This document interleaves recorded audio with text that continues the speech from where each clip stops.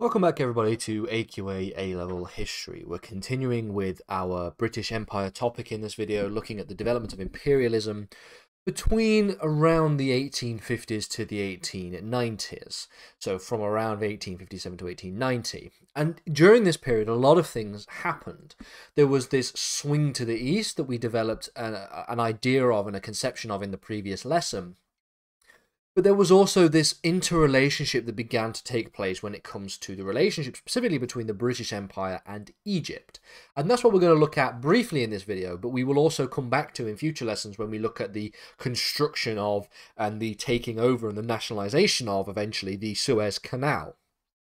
So we're still on the first point of the specification, talking about the expansion of the British Empire into Africa, the relationship between Great Britain and Egypt in this video. Now, fundamentally, we're going to talk, like I said, about this relationship that was had and that begins to develop, and we talk about this in relation to the Suez Canal.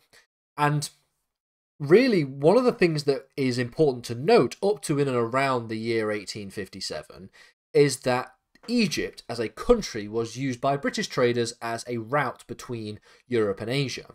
So one of the biggest factors that begins to develop as we start to see the development of imperialism even earlier than the 1800s, even as early as the 1600s, is this idea of the improving of trade routes between different parts of the world.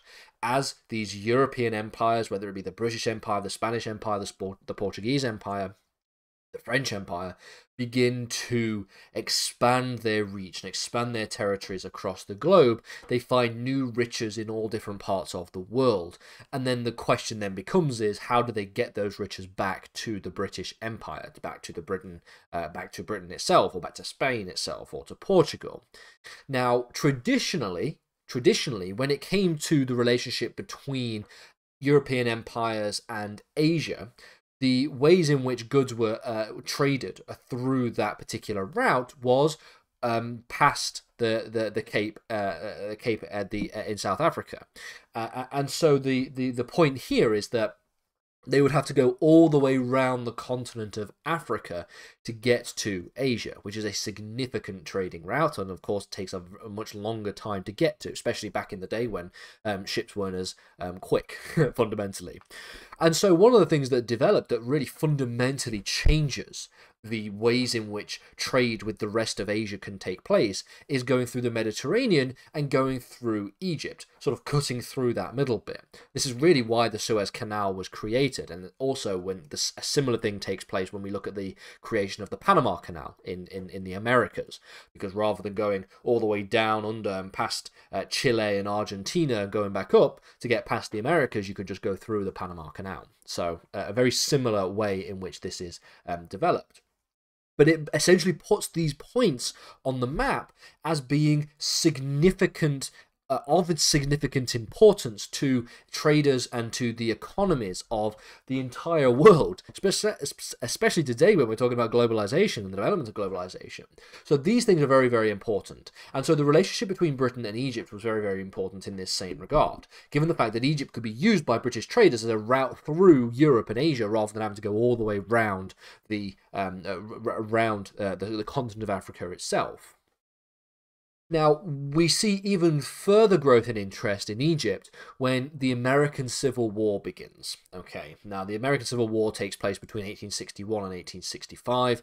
Of course, this was a civil war that involved a backlash to the proposition of the end of slavery in the United States. Of course, Lincoln is elected, and then a bunch of the southern states begin to wrestle with and understand the idea of secession from the Union, and then this culminates in a number of states in the South seceding from the Union, forming what is known as the Confederate States, and then we see the attack on Fort Sumter, which then starts the Civil War itself. Fundamentally, that's all you really need to know about the American Civil War for this topic. But one of the things that's important here is that when it comes to trade and production and the idea of the production of certain goods from the Americas, this becomes limited. It becomes hampered as a result of the American Civil War, of course. The production and trade of raw cotton, supposed to say cotton, not rotten, was limited as the result of the American Civil Wars, because of course the Americans had to essentially look inwards and to fight themselves, the Union versus the Confederacy between 1861 and 1865.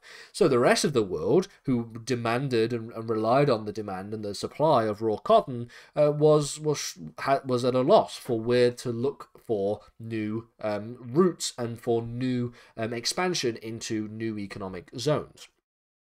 So in a similar vein to in the 1850s, when we see a swing to the east owing to the lack of available colonization of the Americas, we see a similar kind of swing to the east, specifically a swing towards Egypt with the British Empire when we see the American Civil War, as the Americans become further and further isolated in their own internal strife and conflict. So this limitation of raw cotton essentially prompted the British to seek out new sources of this material. And so one of the ways they did so was to invest. British companies began to invest in the production of raw cotton in the country of Egypt, in the state of Egypt. At the time, the Egyptian Khedive,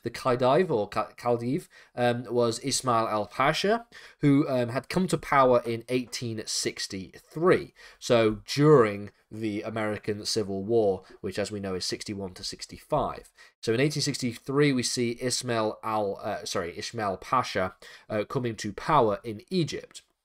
Now, Pasha was motivated by a number of different ideas that were put forward by the previous Ottoman ruler, Mohammed al-Pasha. And these were ideas relating to the concept of modernization. So one of the things that Pasha did, Ismail Pasha did, was embark on a number of modernization schemes for the state of Egypt. This included the development of new railways, but most importantly, for us and for our understanding, the creation of the Suez Canal, which is what we're going to look at in the next lesson specifically, because I felt that it warranted its own specific video looking specifically at the Suez Canal. One of the reasons why the Suez Canal is so important is because, as I've mentioned earlier on, it provides a vital trade route from Europe to Asia without having to go around the Horn of Africa, without going all the way to the other end, all the way down to Africa and through the Indian Ocean. You can just simply cut through the Middle East, essentially, and reduce travel time dramatically. This is, again, why the Suez Canal is created, and is, again, why the Panama Canal was created in the same kind of vein as the Americas. Rather than going down past Argentina and Chile, you can just go through the Panama Canal.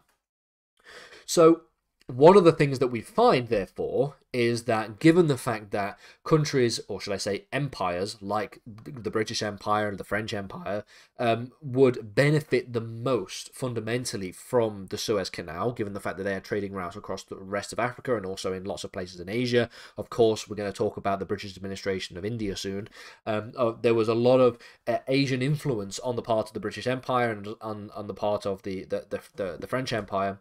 But they had a lot of influence in and interest in the Suez Canal and the Suez Project. And so it was heavily invested in by a number of imperial companies from various different European empires, the two most important of which being the British and the French. And we'll get to the ways in which this operated in a future lesson time.